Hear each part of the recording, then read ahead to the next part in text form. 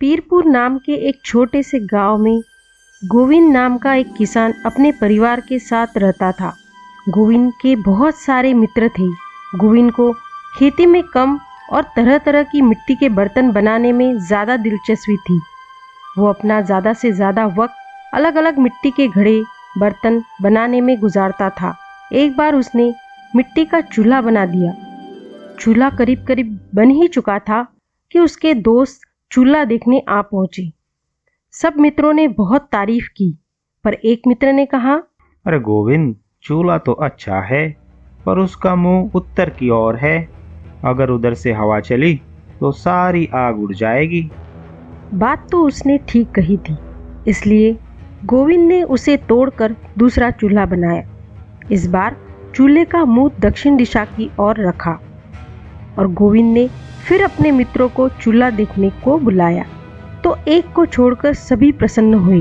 एक मित्र ने कहा, गोविंद, चूल्हा तो बड़ा अच्छा बनाया है, लेकिन चूल्हे का मुंह दक्षिण दिशा की ओर है। अगर उल्टी दिशा से हवा चलेगी तो आग बाहर निकल जाएगी और तुम खाना नहीं पका पाओगे। यह सुनकर गोविंद ने फिर से चूल्हा तोड़ डाला और अब वो नया चूल्हा बनाने लगा। उसने अब चूल्हा पूर्व दिशा की ओर मुंह करके बनाया और फिर गोविंद ने अपने मित्रों को चूल्हा देखने बुलाया। सबने चूल्हे की बड़ी तारीफ की, पर एक मित्र ने कहा, बहुत सुंदर गोविंद, पर इसका मुंह पूर्व दिशा की ओर है। कुछ महीने बाद पूर्व दिशा से ही तो हवा चलेगी, तुम्हारे चूल्हे की आग उड़ा ले जाएगी। शाम की बातें सुनकर गोविंद परेशान हो गया और परेशान होकर गोविंद ने इस चूल्हे को भी तोड़ दिया। रात भर यही सोचता रहा कि कैसे चूल्हा बनाए और किस दिशा में चूल्हे का मुंह रखे ताकि कोई परेशानी न आए और सबको पसंद आए। फिर बहुत सोच विचार कर उसने एक नया चूल्हा बनाया और चूल्हे के नीचे चक्का लगा दिया जिससे उसे घुमाया जा सके और हवा के कारण आंच पर प्रभाव न पड़े। अरे वाह, क्या चूल्हा बनाया है मैंने। अब सबको चूल्हा देखने के लिए बुलाता हूँ, देखता हूँ कौन क्या कहता है। गोविंद के मित्र आए, उन्होंने चूल्हा देखा और जी भर कर तारीफ की।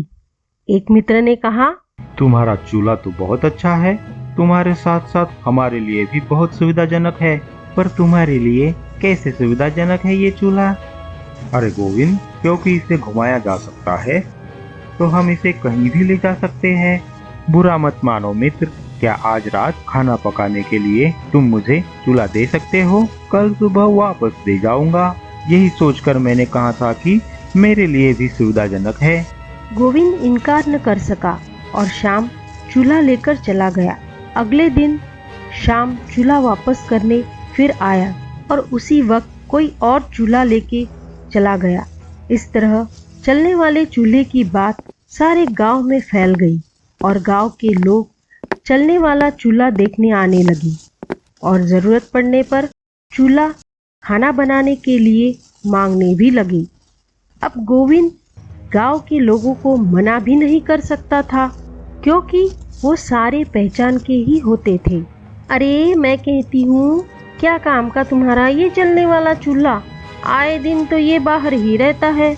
इससे अच्छा तो हमारा पहले वाला ही चूल्हा था, कम से कम 2 वक्त का खाना तो मिलता था। अब जब आए तो किसी को मत दीजिए। ठीक है, अब चूल्हा आते ही पहले खाना बना लेना।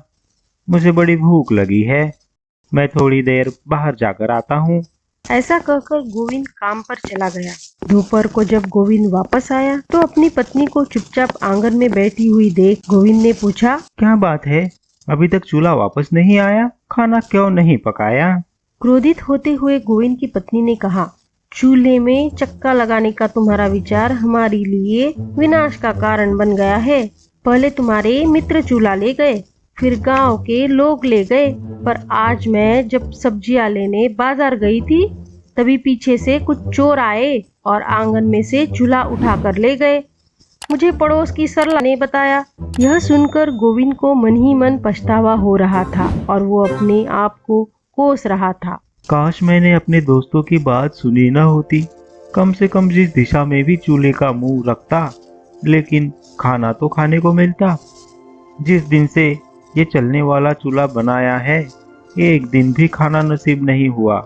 खाना खाने के बदले डांट ही खाने को मिल रही है।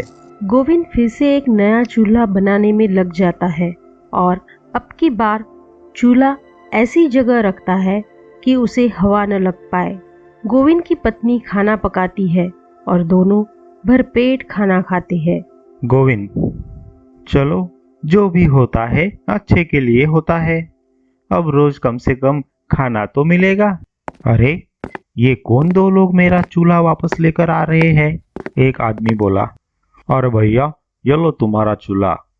हमें चूल्हे की जरूरत थी और हम मांगने आए तो घर पर कोई नहीं था, इसलिए हम इसे उठाकर ले गए थे। हमें माफ करना भैया, हम बिना बताए चूल्हा ले गए। इसके बदले ये थोड़े पैसे रख लो। अरे अरे, ठीक है भैया, ठीक है। जब भी जरूरत हो इस चूल्हे को फिर से ले जाना। इस तरह गोविंद ने चूल्हा भाड़े से देना शुरू कर दिया। लोगों का काम भी होता था और गोविंद की कमाई भी होती थी। अब पत्नी भी खुश और गोविंद भी। इस कहानी से हमें ये सीख मिलती है कि लोगों की बात सुननी तो चाहिए, लेकिन करना वही चाहिए जो हमें दिल से लगे। बेहतरीन कहानियों के लिए सब्सक्राइब, लाइक और शेयर कीजिए सी टून्स टीवी।